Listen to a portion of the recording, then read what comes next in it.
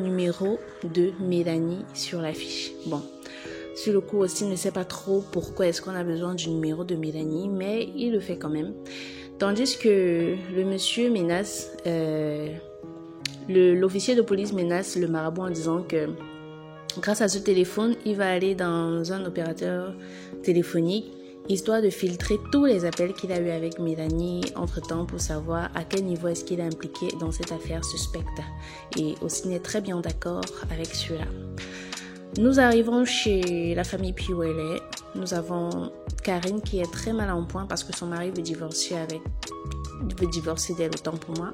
Elle a fait appel à sa meilleure amie. Elle est en train de lui expliquer l'affaire. Sa meilleure amie lui dit « Mais vous avez déjà divorcé, comment est-ce que ça se fait ?» Et elle dit que ça a été tellement rapide, elle n'a rien vu venir, que Piwele a tellement les relations dans la fonction publique que à peine le premier procès, on leur avait déjà accordé le divorce, elle n'a rien compris. Et puis sa copine lui demande de faire appel et de ne pas laisser cette affaire-là comme ça, c'est qu'elle sera triste toute sa vie, qu'il ne peut pas l'humilier de la sorte et que peu importe les relations qu'il a, il y a une justice.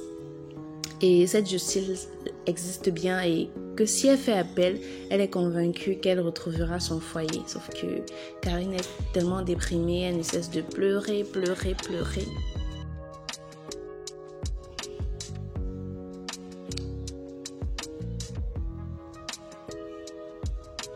Nous sommes dans un snack où Austin a invité Passy, du moins Piwele, désolé, a invité Passy.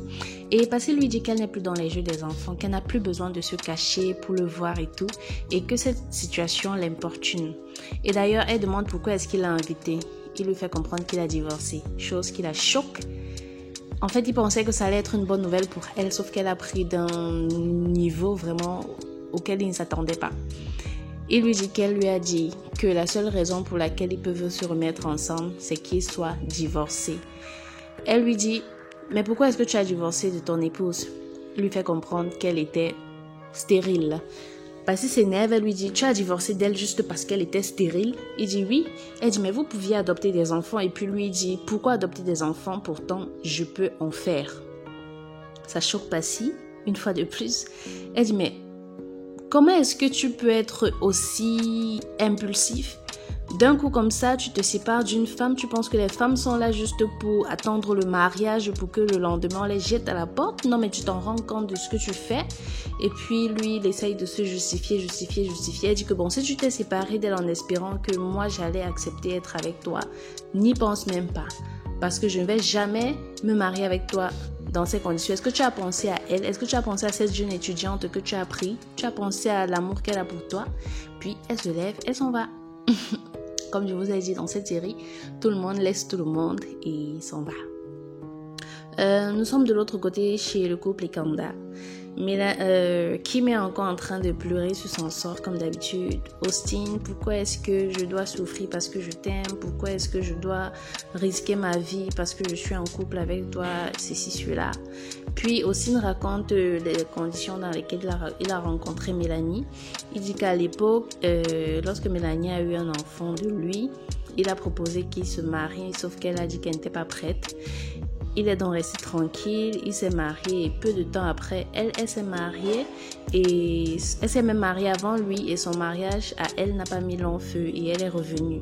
Donc il dit qu'elle a essayé de tuer son enfant et tout, il ne sait pas ce qu'elle voulait. Kim lui dit qu'elle voulait qu'il épouse et c'est tout. Sauf que sa maman, elle est zen. Elle dit qu'elle n'a eu que ce qu'elle mérite et qu'il doit être content qu'elle soit sortie de sa vie parce qu'il ne sait pas ce qui aurait pu lui arriver si elle y était restée. Elle aurait pu tuer tout le monde qui se serait mis sur son chemin. Nous sommes au commissariat. Le commissaire est en train d'écouter les échanges entre Bill Ewaney et son homme de main. Et elle est tellement étonnée. Elle demande qu'on prépare son incarcération. Mais qu'avant, elle doit appeler le père de Bill parce que c'est un ami à lui et qu'elle ne peut pas mettre son enfant en prison sans le prévenir à l'avance. L'officier exécute et il libère les lieux. Voilà. C'est tellement drôle cette série. Nous sommes chez Passy, non pas Passy, chez Karine. Elle est chez son papa de retour vu que son divorce est déjà fait. Son père est très étonné qu'aussitôt le divorce se proclamait, aussitôt les procureurs, etc. ont validé cela. Il demande comment est-ce que Piwele s'y est pris. Elle dit qu'elle ne connaît rien, qu'elle sait juste qu'il a des relations avec son nouveau titre de recteur. Et lui, il dit que peu importe s'il est recteur ou peu importe qui il est, on ne souille pas ma famille comme ça, on ne manque pas de respect à ma fille comme ça. Il dit qu'il va régler la situation et qu'il va faire appel. Voilà. Chez Piwele, il est avec sa maman. Sa maman lui demande... elle lui demande si à présent qu'il est divorcé de Karine, il va se remettre avec Passy. Il dit que c'est ce qu'il avait en projet, sauf que Passy a catégoriquement dit non. Qu'elle a dit qu'elle ne peut pas venir comme ça parce que je viens de briser le cœur de Karine, que j'aurais pu continuer la relation avec Karine et nous aurions pu adopter des enfants. Chose qui surprend beaucoup sa maman, elle qui croyait que Passy n'avait qu'après les biens de son fils. Elle commence à dire, mine de rien, elle a un bon cœur, hein, cette fille. Vraiment, lui il dit, je te jure que je n'ai jamais rencontré quelqu'un qui soit aussi bonne que Passy. Je sais pas comment est-ce que Dieu a fait pour la façonner de la sorte. Et sa mère dit qu'elle commence à l'aimer, qu'elle se soucie tellement des autres. Pourtant, voilà une opportunité pour elle de retrouver son foyer. Elle est tellement surprise, la maman. Parce qu'elle-même de nature, elle n'est pas très gentille, hein, faut l'avouer. Madame Barga est avec le père de Karine, son ancien fournisseur, son ancien petit ami, son amant. Et puis lui, il demande qu'ils avaient un deal et qu'il était question que si Passy se remet avec Piwele, eux, ils devaient continuer la relation. Mais elle est allée par derrière faire en sorte que Passy détruise le mariage de sa fille à lui et qu'il n'est pas d'accord. Donc, qu'ils doivent se remettre ensemble vu qu'il n'y a plus rien à cacher. Sauf qu'elle n'est pas très d'accord. Elle dit qu'elle ne peut pas se remettre en couple avec lui, qu'elle est mariée et qu'il doit l'oublier, que c'est juste comme ça. Que maintenant, sa fille va retourner dans son foyer et qu'elle ne veut pas d'ennui avec son mari. Lui, il dit, mais non, ce n'est pas ce qu'on avait conclu au début. Bref, il essaye d'expliquer et elle est tenace, elle dit non. Maintenant, nous sommes au commissariat lorsque le papa de Bill arrive avec son épouse officielle, pas la Tisa, sa femme Sophie, et elle est très surprise de le voir là et d'entendre tout ce qu'on dit de lui. Elle dit au détective fatigué que non, ce n'est pas lui. Elle a essayé de le défendre, sauf que lorsque lui-même il arrive avec cette tête de coupable qu'il fait, elle ne parvient plus à le défendre. Et on leur donne aussi l'enregistrement pour qu'ils écoutent et elle est tellement surprise qu'il ait demandé à ce qu'on tue Julien. Elle est vraiment surprise, sauf que là, elle ne sait même pas quelle est la goutte qui a débordé le vase. Le monsieur, le bras de main, l'homme de main de Bill va finalement parler pour dire que même l'enfant de Sophie, il a demandé qu'on tue, tellement il était dans la rage et tout. Et c'est ça qui va encore scandaliser Sophie. Vous vous en rendez compte? Parce que là, elle est étonnée, mais le voilà qui est en train de parler. Ce n'est qu'après ça qu'elle va comprendre jusqu'où Bill est allé pour se venger, jusqu'où est-ce qu'il est allé par jalousie. Et elle est détruite, quoi. On va dire qu'elle est détruite. Imaginez-vous un peu votre propre mari demande de sang-froid qu'on tue votre fils. C'est vrai, c'est pas son fils à lui, mais c'est votre fils. S'il tue votre fils, quel est cet amour qu'il porte pour vous? Quel est cet amour qu'il dit vous témoigner? De quelle jalousie est-ce qu'il s'agit? On est jaloux d'une femme qu'on aime et on tue l'enfant de la femme qu'on aime. C'est un peu ça. Maintenant, la maman de Passy est avec elle et puis elle demande où est-ce qu'on est l'incarcération de Bill. Sauf que Passy n'est même pas au courant de ça. Et elle dit qu'il était déjà sorti de prison, que qu'est-ce qui se passe encore. Sauf que sa maman dit qu'il y a une nouvelle affaire qui est sur son dos et qu'actuellement il est en prison. Il est en cellule avec Sophie et Monsieur Mbarga. Passy ne comprend rien. Sa maman dit qu'elle croyait que c'est pour ça que Passy avait une triste tête. Sauf que Passy dit non, c'est que... Puis elle a divorcé de sa femme. Sa maman dit, mais c'est une bonne nouvelle pour toi, tu devais être contente. Elle dit, non maman, contente pourquoi? C'est pas une bonne nouvelle.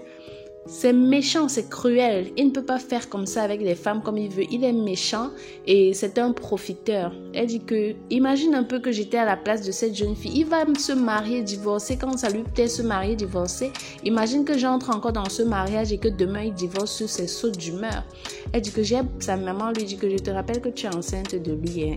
Elle dit oui, je sais, je suis enceinte de lui, mais je vais m'occuper de mon enfant, je m'assume et je ne vais pas me remettre avec lui.